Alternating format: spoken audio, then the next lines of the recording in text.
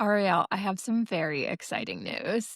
We have Tell me. officially made it. We have old men, I assume, in their lazy boy chair leaving hate comments about our appearances on our YouTube videos. And, I Boy, feel very strongly that social media comment sections are not the place to discuss policy, politics. And so when we first set up our accounts, I thought about disabling those, but they're obviously important for engagement and to get our message out there. So while I'd like to delete it, not because I care what this man thinks about our, what did he call our glasses? Problem glasses or problem something? glasses. That's it. Problem That's an glasses. interesting I know. descriptor. I don't know if that's a term, like a common term, or if he came up with that. Hmm.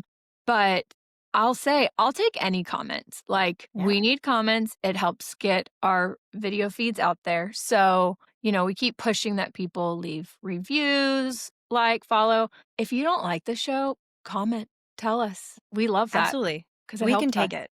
We can We take can it. we Yeah. can even take the comment on our problem glasses. I Wanted to respond with the better to see you with, my dear, but I think that was engaging at all is probably a terrible idea. Yeah, I just love to think about a visual of this man sitting in his chair and somehow getting upset about what we're saying and being like, "Did it? Yes," and how much joy it brought us and how hard it made us laugh, so I'm Yeah, sorry. I also think that, given everything that's going on in the world right now, publicly claiming that women, I hate to say of a certain age, I don't think we're of a certain age, but like that fully grown adult women are too old for you is like not where you want to be right now. Like, are you in the Epstein files, dude? Traditional etiquette says that politics, religion, and money should never be brought up in polite company, and we're here to discuss all three. I'm Debbie Hancock, a conservative and a Christian living in the Deep South. I'm Arielle Gorin, a born and raised New Yorker and a liberal Jew. We're asking the hard questions and actually listening to what the other has to say. Is Anybody Listening podcast starts now.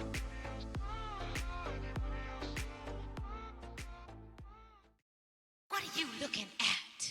So, speaking of the Epstein files, we are talking about what we're watching, what we're reading this week, as usual, to kick off. And I wanted to take a moment to update. We talked a little bit about this one last episode. The bill to release the Epstein files was signed by the president last week, which, for those who have not been paying close attention, that starts the 30-day clock for DOJ to publicly release its information about its case against Jeffrey Epstein. What I think is really interesting about this is how fast this all kind of moved in the end. Until not very long ago, it wasn't clear that the votes were there in the Senate. And once Adelita Grijalva was seated in Congress, it all sort of just came together. So I don't want to get too much into the politics of it.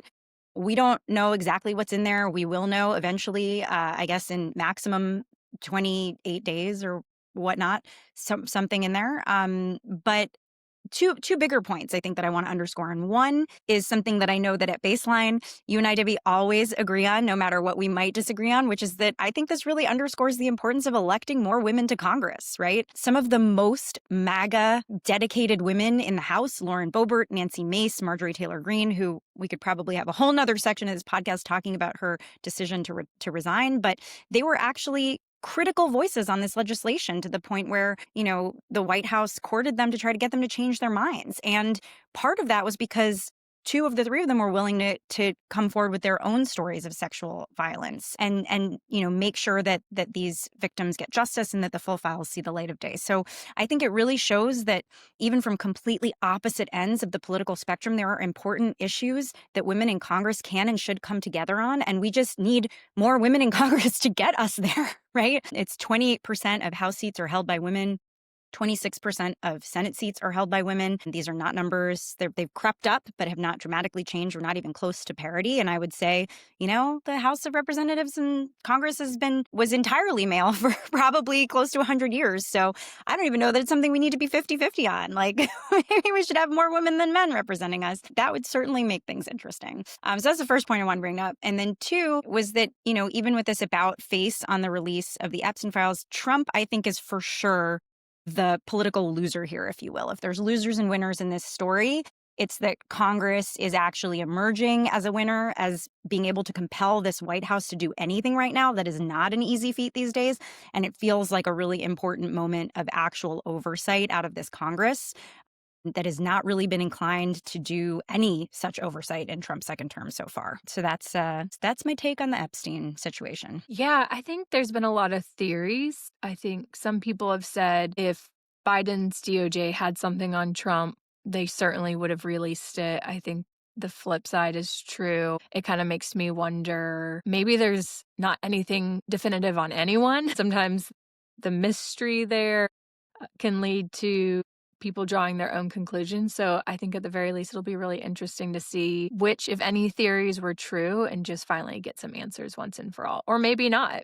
Just because it's not in documentation or emails doesn't necessarily mean that it didn't happen or it did happen. So I said it That's last exactly week. I'll right. say it again. I'm very cautious before coming to any conclusions. I've just been hearing one side or the other, and it'll be interesting to see if we get any answers, but I'm not holding my breath. We'll see what happens. The other thing I've been paying attention to this week was a big New York Magazine Intelligencer piece on public education, a really big think piece about how both the left and the right have really failed the country and failed our kids when it comes to public education. It's really devastating. You should give it a read. We'll link to it in our stories. It shows that the pretty terrible test scores that we're seeing in math and reading actually began long before COVID, that this isn't just COVID-related learning loss, that kids are graduating high school unable to read or do basic math, and that essentially this combination of, the conclusion that they draw, in my opinion, is Democrats sort of on the left focusing too hard on equity over achievement, Republicans, a lot of whom are kind of just giving up on public education by pushing vouchers and essentially privatization,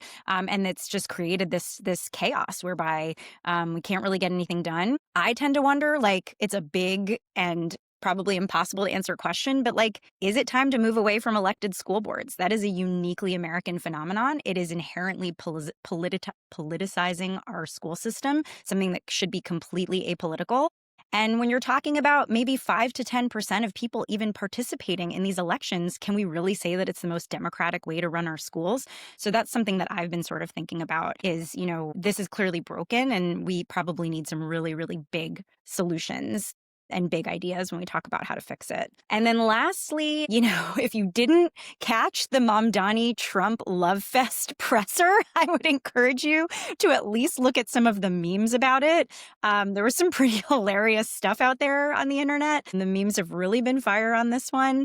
It was wild for me personally to go into a movie theater for 2 hours and 18 minutes of Wicked for good and then come out to my phone blowing up over this apparent love fest between these two reported arch enemies. And it Wicked for actually good. That's wicked for good. interesting. Well, I was actually going to draw that exact Oh, comparison because sorry. you led me there. It really makes me think about the narratives that each side tell, right? About our own people, about the other side. It's kind of like the idea that if you keep saying, oh, one of my kids is the studious one and the other one is the athletic one, that those archetypes tend to make themselves true, even if they didn't start out that way. And so in Wicked for Good, there's a poignant scene where Elphaba says to Glinda, they needed someone to be wicked so you could be good. And that's what I kept thinking about as I was watching this press conference, because obviously when you peel back the sort of political spectacle of it all, the name calling and the ad hominem attacks, there's a lot of populist driven policy that has been really essential to the success of the MAGA movement that these two people can probably agree on, at least for now until Trump changes his mind. Yeah, it certainly had my head spinning watching Trump say that Republicans might really end up liking him. So Yeah, who knows? I guess we shouldn't be discouraging that. The civility that we saw during that press conference is absolutely what we hope for, but it was absolutely. definitely a big departure from what we've seen the last few weeks. For sure. All right, Deb, what have you been watching? What have you been paying attention to? Yeah. So I had seen an article the other day that Doug Jones had kind of hinted that he might Mm-hmm. run for governor. And right before we started recording this, I saw a news alert that sources close to Jones say he is going to be filing paperwork to run. And I'll say this again and again, but every single week we have talked about something on this podcast, and the next week something has happened. So this was another thing we had kind of talked about Doug Jones the other day and how even he was able to win when he was Mm-hmm. up against a flawed candidate. I do not have high expectations that Doug Jones will win this.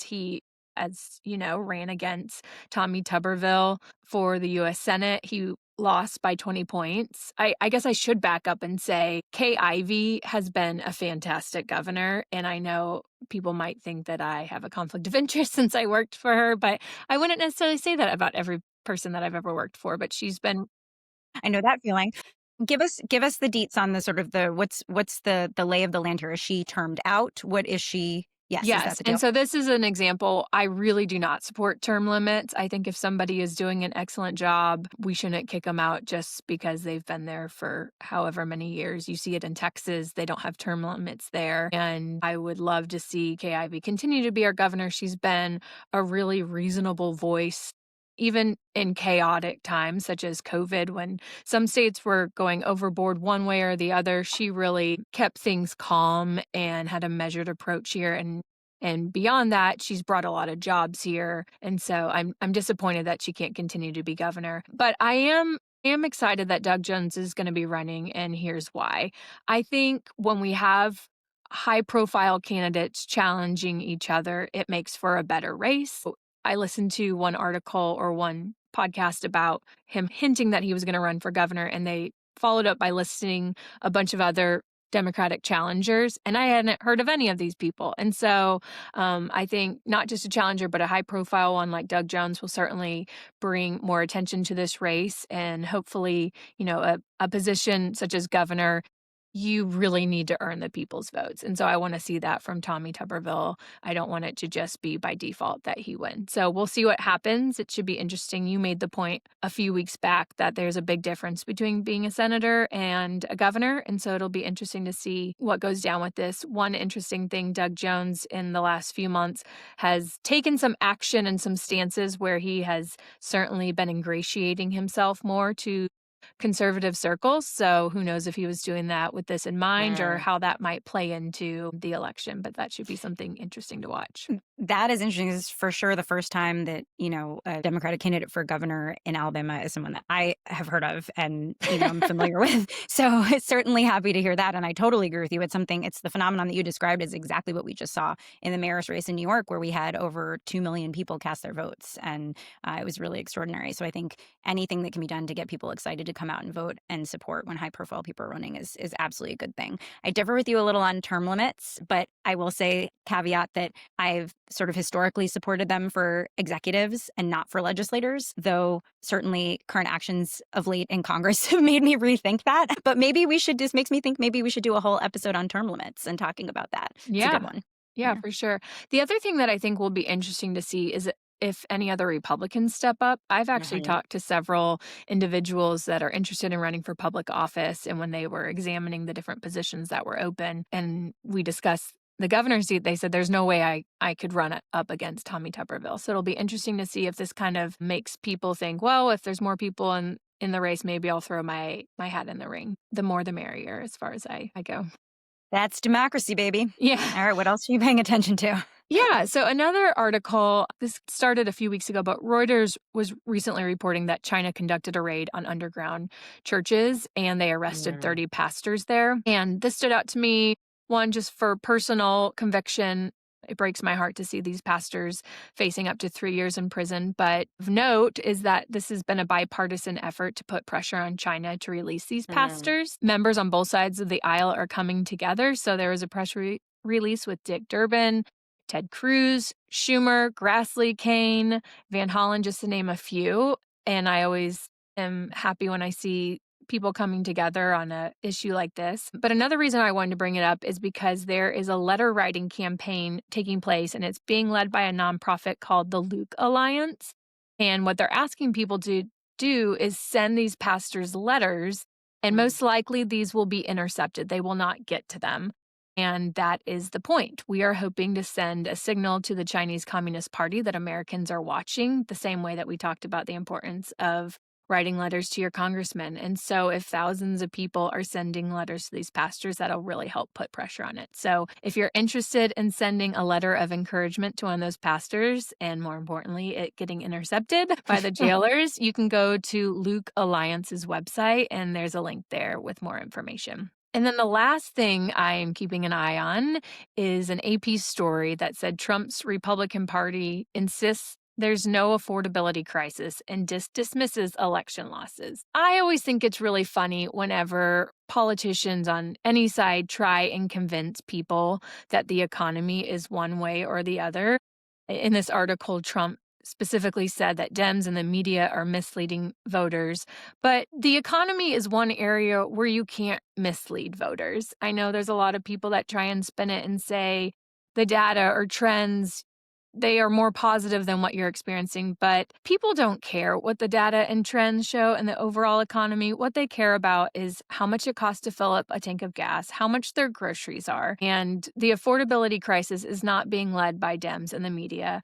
And even if they are trying, if people are experiencing pain in their wallet, that's all that matters. I had a former boss that used to say there's no such thing as a PR problem, there's just effing problems. And I think this is a perfect example. This is not the media or Democrats misleading American people. They're feeling that pain. And Yeah. that's really kind of leads us into what we want to talk about today, which is Trump's tariffs, but more specifically, the rolling back. And every time I hear someone mention rolling back tariffs, I think of the old 90s Walmart commercial.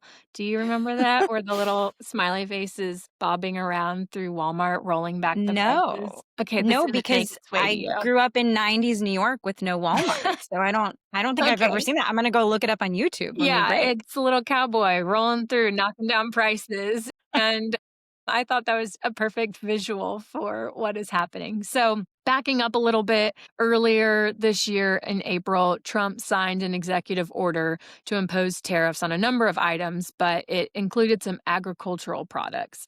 And in the announcement, the Trump White House touted the tariffs as a means to, quote, strengthen the U.S. economy.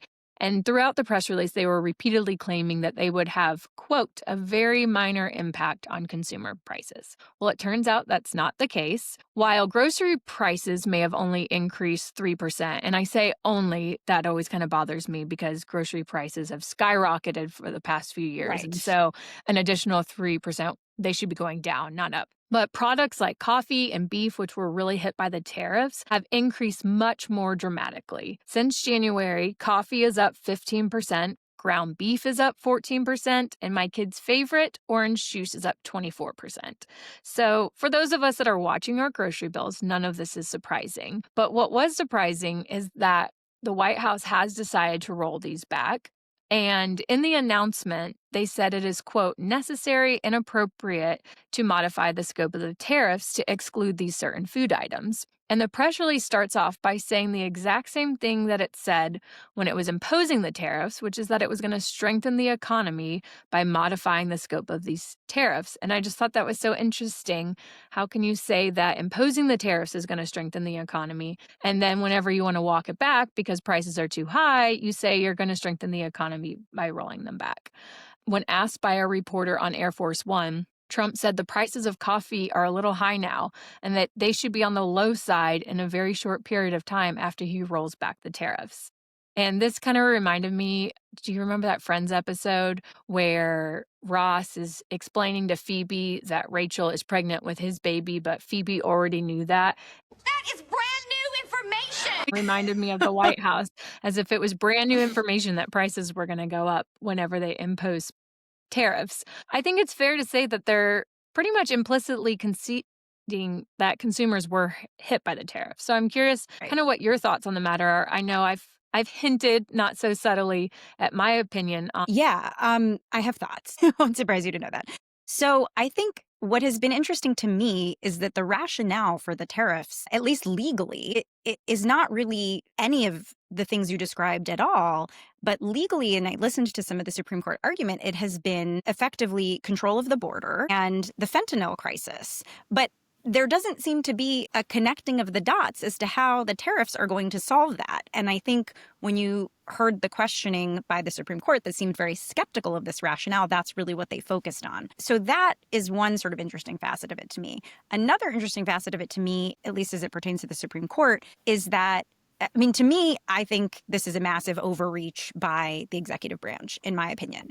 And I hope that the Supreme Court agrees with that. It just feels as though And I think this is where a lot of people on the left get like really worked up is that if you're going to be the kind of person who believes in like a textualism of the Constitution, as you know, the entire MAGA movement has sort of intimated that they do by the justices that they have appointed, this seems directly at odds with that. So I think that it's that kind of hypocrisy that tends to drive people crazy, at least the ones who are sort of paying attention at this granular a level. So that was one thing I definitely wanted to bring up. Tariffs in general, it just strikes me as a bad idea economically, and not just because I personally am annoyed about 107% pasta tariffs, which I am personally very annoyed about, and because if, there's been a lot of talk about Italian pasta makers, and for a lot of us personally, if a box of pasta goes from $3.99 to $6.99, it's not going to kill us. Obviously, for a lot of people, that is a huge jump. But for me, it's more the idea that people could really roll back, other countries could really roll back their trade, and what that then does to a country like Italy that's exporting millions, probably billions of dollars worth of pasta a year. They have said that they will not see economic benefit to even import to the US. And personally, I don't want to eat American made pasta. I know that might sound terribly unpatriotic of me, but it's not very tasty. And that's not to even mention like the really nice products like Parmigiano Reggiano and things that are, on the pricier side. And those are going to become crazy pricey. I think you said last week, Debbie, that it's hard to put the toothpaste back in the tube. And that's where I kind of see us as being now, right? There are people who think that NAFTA was a bad idea. I disagree with that. I think that, it was a net positive. I do think that there are aspects that could have and should have been handled better, particularly in retraining the segment of American workers who did lose their jobs, right? I think those efforts were underfunded and underwhelming in the end, and we could have done a better job of that. But at the end of the day, we are where we are, can't put the toothpaste back in the tube. We have to deal with the consequences. And we live in a very globalized world at this point, globally integrated world, right? Look on the back of anything that you buy, try to trace where it's from. All we needed was COVID to show us that these supply chains are global, right? And it's really, really, really hard to undo all of it. In 1820, 94% of the population was living on $2 a day. And after the explosion of this international trade, only 10% of the world lives on that amount. So I don't think most consumers before a lot of these trade wars started even realized how much they benefited from this, but the average American household is approximately $7,000 richer a year because of the trade policies that have been in place for the past 100 or almost 100 years. Studies show that U.S. and China trade alone saves families $1,500 a year in purchasing power. And so the economic benefits, as you mentioned, are really there.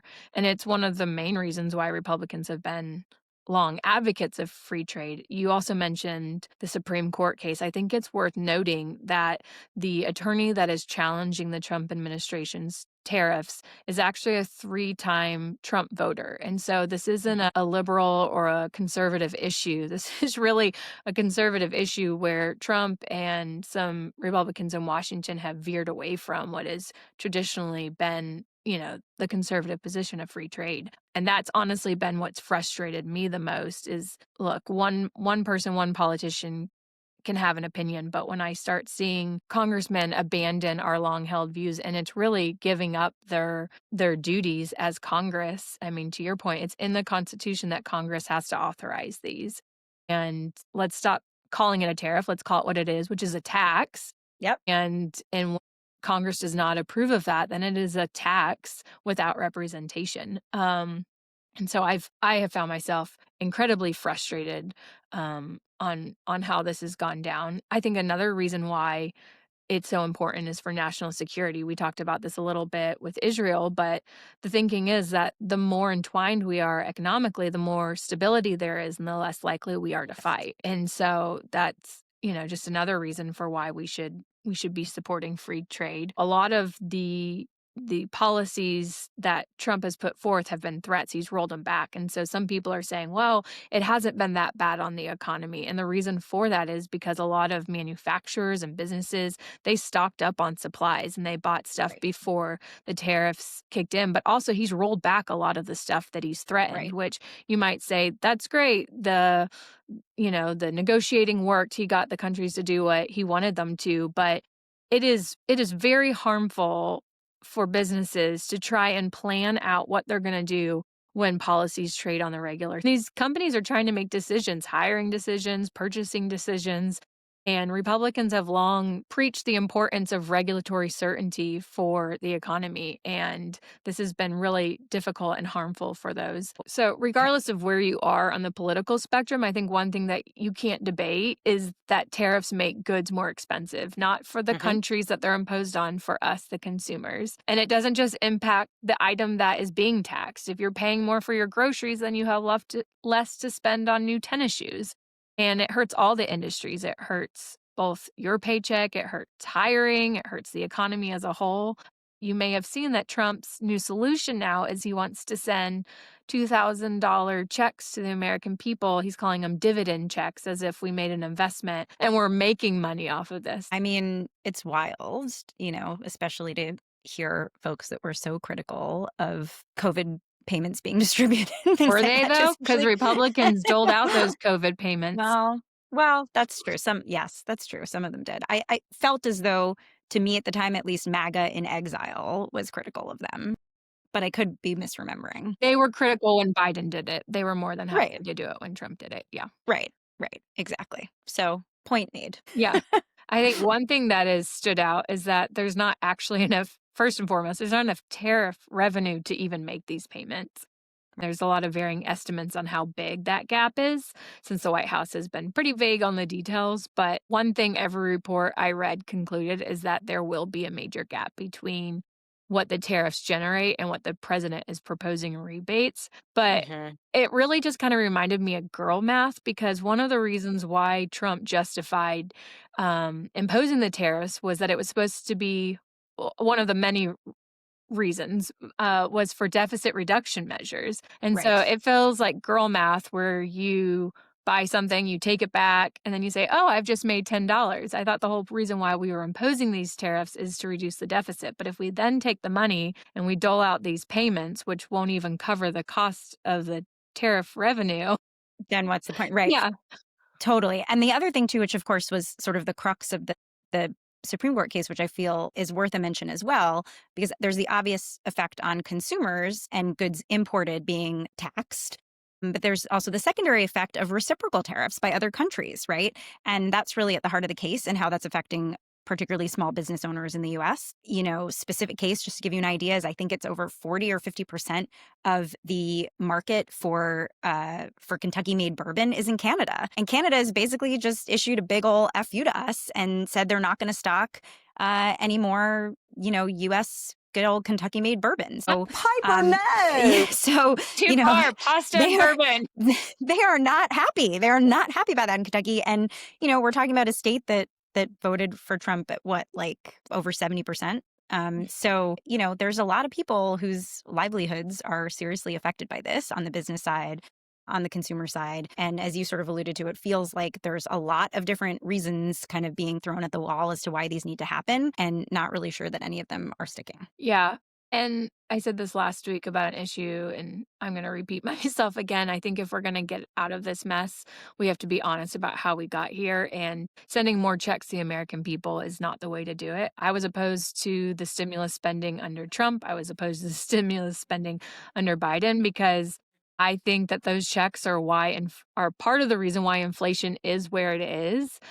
Donald Trump and Republicans like to blame Democrats and Biden for the economy that we're in. But as we mentioned earlier, Democrats may have added $8 trillion to the nation's debt, but Republicans did too. And Right. so if we can't be honest about that, then nothing's going to change. And so I don't say this to be critical, but I really want to remind people that the Republicans spent just as much as the Democrats. So if you think that that spending is why inflation is where it is and why the economy is where it is, then you should be critical when Republicans wanna spend more money because it's exactly the same thing. I fully supported stimulus checks and COVID payments. I thought they were necessary.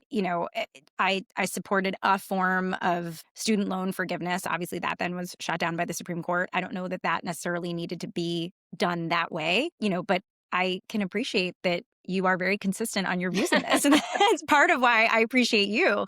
That's something that we fundamentally disagree on, though. I do think that we do have to be aware of our debt, and we can agree that it doesn't seem that Trump is actually serious about that, right? If he were, Doge is not going to get us there. It didn't get us there. Certainly not when you're engaging in these tariffs and spending hundreds of millions of dollars a day on ICE raids. This is clearly not a goal, is reducing the national debt. So it really just becomes an empty talking point. Yeah. Well, since we're all struggling, I thought maybe we should take a moment to take advantage of the Black Friday Mm. specials. I'm curious, are you a doorbuster kind of person or a Cyber Monday? I guess it's a Cyber Month now. There's been It's Black like, yeah, I started getting emails about Black Friday specials like 2 weeks ago. I couldn't Yes. believe it. I was like, wow, people are very worried about Yes. this consumer confidence. What have I bought or what am I looking to buy? I did buy a new air fryer. Oh, good.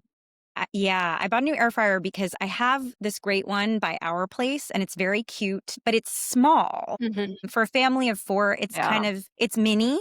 So it's only probably about 2 years old. So I'm gifting my old one to a friend and I ordered myself their new model, which Oh, is a little nice. bigger. So I feel good about that because Yeah. someone who wants it is going to take it. I've kept it in good condition. It works great. I just need their newer model that's a little bit bigger so I can cook a whole chicken or whatever in there for my family. Yeah. Anything else? Any big screen TV? Yeah, I think we're gonna do a new TV. Oh, I think we're nice. gonna do a new TV. We headed to Best Buy at some and I'll probably just do that online. I don't wanna go, like, fight with Okay. people You're not over gonna do that. TVs. No, Yeah. I'm not gonna do that. Last year, we did have some success for new ski gear at our favorite spot for Oh. the kids on Black Friday, and then there was, like, this cool, like, pull something out of a hat and you get something for free, and I got it this, like, sort of mauve beanie that I wear now all the time. It's really cute. So that was a win, but the kids still fit in their ski stuff from last year, so we won't be going back this year. We don't need new stuff. It's all Yeah. very What about you? practical. Very practical. Yeah, I tend to keep a list of things that I buy, and then when Black Friday comes around, I see if they're on sale, and so the 3 things that I swear by that I always bring to my favorite Mhm. thing parties are on sale. So one is the Michael Todd Dermaplane tool. It's kind of Mm. like an electric toothbrush or Mhm. For your face. for your face. It Yeah.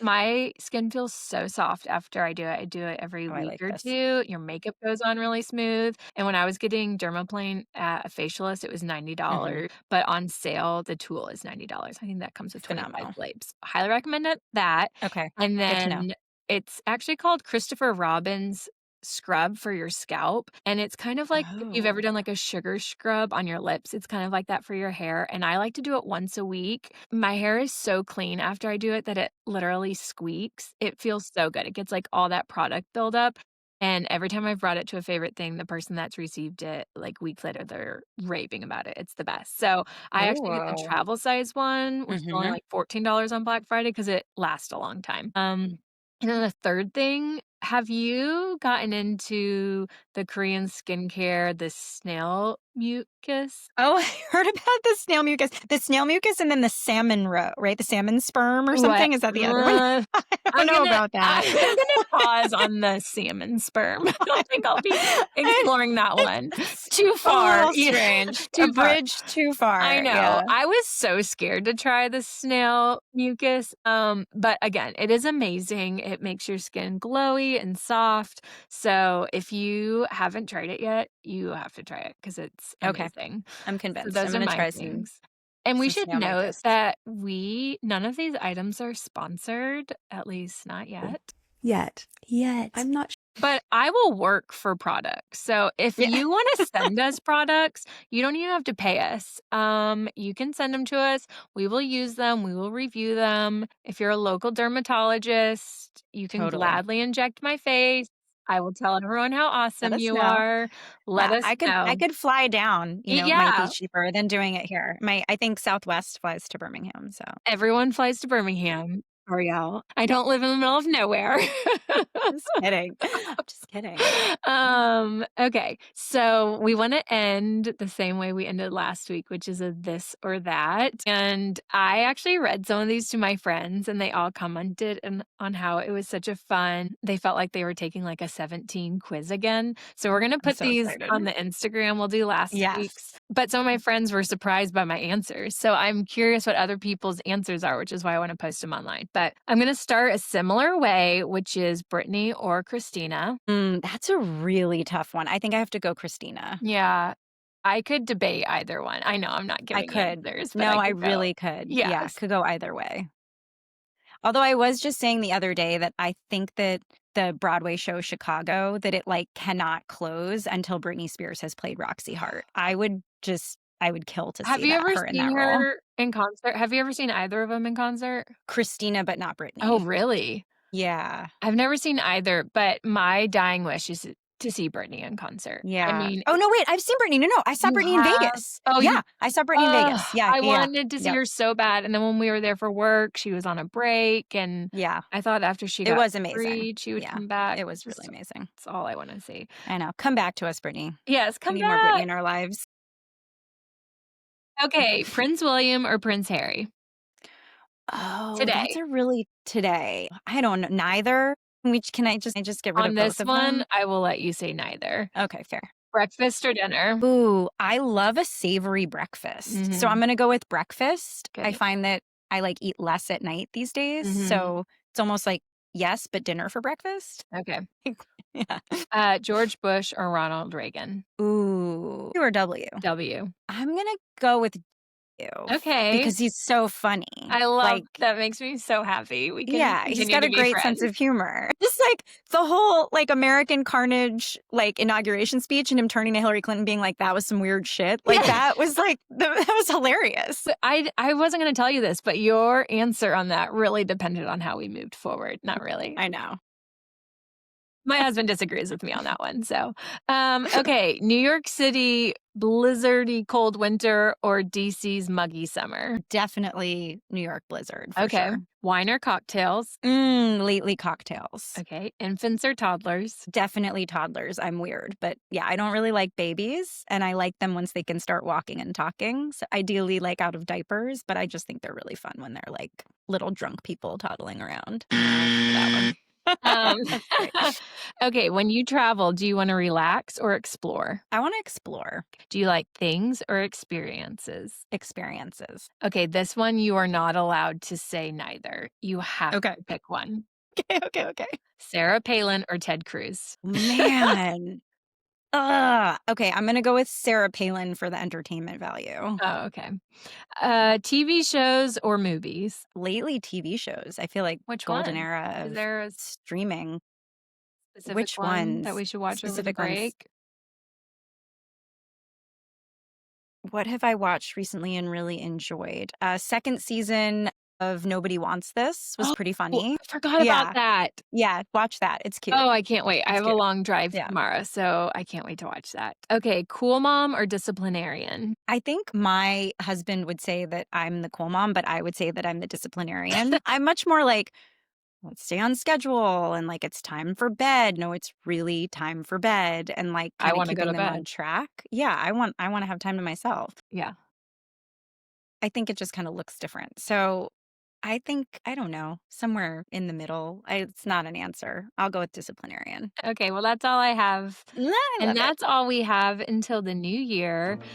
We've heard from a lot of people that they have not had time to listen to all the episodes. So we're hoping this little break gives you guys a chance to catch up. A lot of the episodes are tied to breaking news, but the issues that we discuss are timeless, I think. So, They're timeless.